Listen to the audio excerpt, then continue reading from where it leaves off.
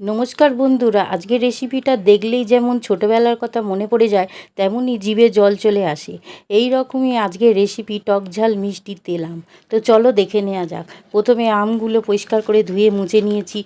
এবার আমগুলো একটু ছোট ছোট করে কেটে তারপর বেশ কিছুটা কাঁচা লঙ্কা কুচিয়ে নিয়েছি। এবার পরিমাণ মতো নুন আর হলুদ ভালো করে মাখিয়ে রেখেছি। এবার মশলাটা করে নেওয়া যাক। দেখো কী কী নিচ্ছি।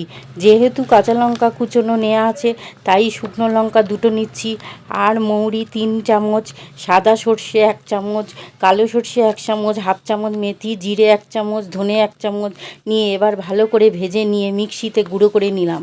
এবার কড়াইতে 1 কাপ তেল নিয়ে ভালো করে গরম হয়ে গেলে গ্যাস নিভিয়ে তেলটা কিছুটা ঠান্ডা করে হালকা গরম থাকবে সেই অবস্থায় 20-25টা কারি পাতা দিতে হবে।